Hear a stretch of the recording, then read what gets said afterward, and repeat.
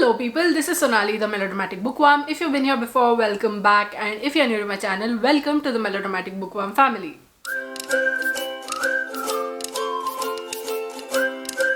Also welcome to my most anticipated books of 2024 video. I know that it's a little further into January than I would have liked to be making this video, but here we are. I have 15 books that I want to tell you that I'm really excited for in 2024, and I think one of them you can definitely guess. We don't know a lot about some of these books, but it doesn't stop us from adding them to our TBRs even before they are released.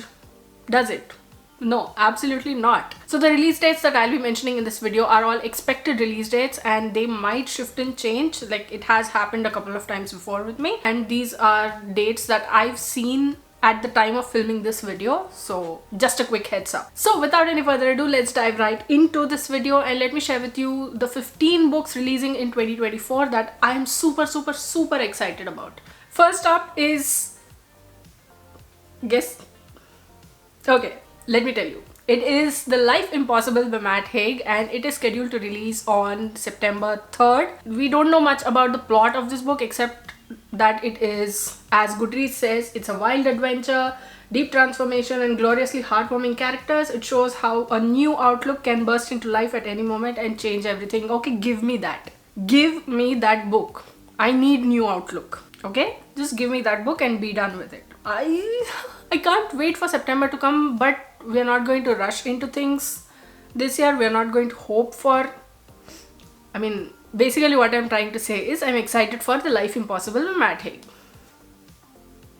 Second is Funny Story by Emily Henry, and this is about two people whose exes are in love with each other, and these two are forced to be roommates. I cannot wait to see how Emily Henry spins this. I have mentioned this in a video before. I don't remember which video that was. I think it was my favorite books, but I'm a huge Emily Henry fan now. Whatever she writes, I will read. I don't care. So even though I'm of the opinion that nothing will ever match up to Book Lovers, it doesn't mean that I don't hope that something does match up to Book Lovers. And I'm hoping that Funny Story will be that book. Even if it isn't, no matter, we have Book Lovers. It's fine. But this sounds so interesting. I cannot wait for this book to release. I cannot wait to read it. Okay. I was about to say I cannot wait for April 23, but we just talked about it. We just talked that we wouldn't go there. The third is The Backyard Bird Chronicles by Amy Tan, and this is releasing on April 23rd as well. And after reading The Joy Luck Club, I started liking Amy Tan's writing, and I got excited when I saw that this book was releasing this year. Tracking the natural beauty that surrounds us, The Backyard Bird Chronicles maps the passage of time through daily entries, thoughtful questions. Okay, this is non-fiction. Okay, I don't know why I was... Next is Knife, Meditations After an Attempted Murder by Salman Rushdie. This is releasing on April 16th. This is his memoir, and in this he talks about the murder attempt that was made on him at a New York event when he was talking over there, and I think he lost his eye in that. This happened in 2022, and in this memoir he talks about the traumatic events of that day, and he talks about art, he talks about violence, and he talks about the power of words, the power of the written word. I am really looking forward to it. Ever since this book was announced, I've been like on my toes waiting for it to release, because I really do want to know what was going on through his mind, what is going through his mind now. And I think it's going to be a thought-provoking memoir that will shed lights on his thoughts during those tragic events. Next is The Midnight Feast by Lucy Foley. This is releasing on June 18th, and this is another locked room mystery. I had read The Guest List and The Hunting Party before, and then after coming to Australia I read The Paris Apartment, and I really enjoyed The Paris Apartment. So when I saw that another of her books was releasing, I was like, yes, I have got to read it. I did like The Guest List. I was not a fan of The Hunting Party. It was very annoying. The Paris Apartment did something different, and now The Midnight Feast, it is set in a manor, locked room mystery obviously, and I cannot wait to see what she does with this particular topic. Next is How to Solve Your Own Murder by Kristen Perrin, and this releases on March 26th, and this sounds perfect. But when you look at the blurb, it sounds like the most creepiest thing. This is about Frances Adams, who is told by a fortune teller that she is going to be murdered. She spends her time trying to solve this case, this crime that hasn't happened yet, but 60 years later, Frances is actually murdered. So this takes place in two timelines. So one is in 1965, the other is now, and Annie Adams, who is Frances's great niece, is summoned to Frances' estate, and by the time she gets there, Frances is murdered. Now Annie has to find out what exactly happened. See, I'll be honest with you, the only reason I wanted to read this book is because of the title. But when I read the blurb, I was like, this is something that I have to read. Next is Here We Go Again by Alison Cochran, and this is releasing on April the 2nd. And this is about two ex-friends who were really close before something happened that turned them into enemies. I mean, they don't want each other dead, but they are enemies. So they have spent all their lives trying to stay away from each other, but when their ex-teacher, I don't know which language or which subject that was, their ex-teacher tells them that they have just a few months to live and that their lifelong dream has been to go on a cross-country road trip. These two oblige, and now they are set in this situation where they have to spend time with each other on that cross-country road trip with the teacher. How do they handle all of this forms this entire story. As you know, as I've spoken in my favorite books of 2023 video, I loved The Charm Offensive, which is why this book is on the list. But the concept of a road trip, of putting two rivals in close proximity with each other on a road trip because of one single goal, it sort of won me over, and now I cannot wait. I don't learn, do I? Next is Percy Jackson and the Wrath of the Triple Goddess, the 7th in the Percy Jackson and the Olympian series by Rick Riordan, and this is releasing on September 24th. I don't have to tell you why I am super excited for this book, because it is Percy Jackson, it is Rick Riordan.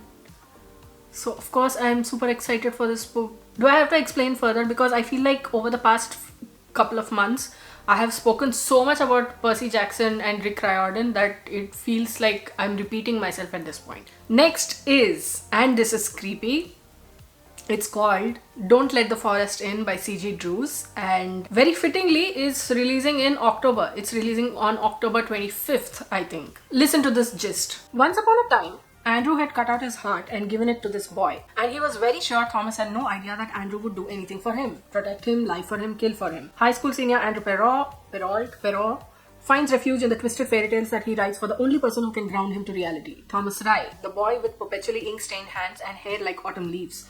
And with his twin sister Dove inexplicably keeping him at a cool distance upon their return to Wickwood Academy, Andrew finds himself leaning on his friend even more. But something strange is going on with Thomas. His abusive parents have mysteriously vanished, and he arrives at school with blood on his sleeve.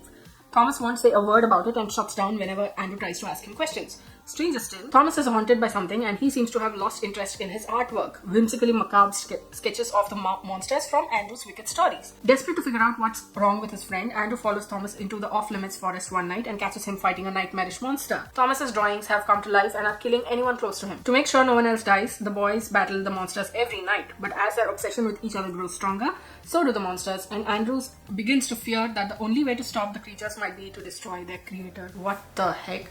Okay, fine. I had read 1,000 Perfect Notes by C.G. Drews. I think it was in 2020, and it had all but destroyed me. And when I saw that this book was coming out, I'm like, C.G. Drews is going to do something more that's going to destroy me. And with a blurb like that, if you don't know, C.G. Drews goes by the handle Paper Fury on Instagram and is one of the best bookstagrammers out there, and also a fantastic writer. So next is How to End a Love Story by Yulin Kuang, and this is releasing on April 9th, and I feel like this is another Kuang come to wreck my brain. But this is a story of a best-selling author who is also part of the writer's room of a TV show that's based on one of her novels. and a screenwriter who joins that show. And now they are put together, they have to work together, and 13 years ago something happened to split them apart, and all of those secrets are now tumbling out. How will they manage all of them? How will they hold on to each other in order to exorcise those past ghosts? And I don't know why it is that I am so attracted to these titles, but then the blurbs themselves turn out to be this heavy, angsty kind of blurbs, and I'm here like, bro, I thought you were going to be funny. What is this? But then also, yes, give me angsty. I am super excited for angsty. Next is Somewhere Beyond the Sea by TJ Klune, and this is releasing on September 10th. This is a sequel to The House in the Cerulean Sea, and I am so excited for it. This focuses more on Arthur Parnassus, who is the caretaker of the orphanage on that little island. So this is the story of Arthur Parnassus, who is the caretaker of that orphanage that Linus Baker visited, and now Arthur is required to make a statement about his past. There's a lot of darkness in his past. We've touched upon that, but in this book we are required for him to talk about it, to maybe give explanations about it. I don't know, the world is like that, it demands all that stuff, and I cannot wait to read this book. I don't know if this is going to be as heartwarming as House in the Cerulean Sea or as good as it, but doesn't matter. Returning to that universe is going to be the experience of a lifetime, and I'm hoping that it doesn't turn out to be something like In the Lives of Puppets. Keeping my fingers crossed. Next is the third in the Orisha trilogy by Tomi Adeyemi. This is called Children of Anguish and Anarchy, and it is releasing on June 25th. Years and years and years have passed since that second book came out. Tomi Adeyemi as GRRM does, but the third book is finally coming out. But the problem is that I have forgotten everything that has happened in those two books.